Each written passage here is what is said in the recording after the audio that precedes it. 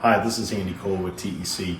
We have another video just of another way for owners or engineers or property managers to see, if you have maintenance issues inside your machine room.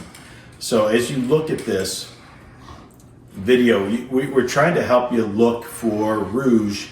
This is a geared machine, looks like a Hollister Whitney, and you can see the rouge on top of parts of the machine and on the beams, and then you can definitely see it underneath the as we go underneath the bed plate and looking right at the cables.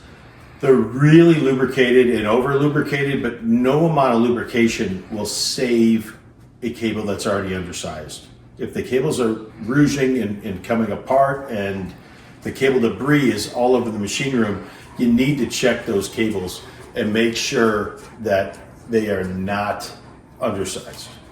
Thank you for checking out this video. Please check out our other videos. If you'd like more information on our company for the elevator consultants, you can look at tecvt.com or theelevatораpp.com. Thank you.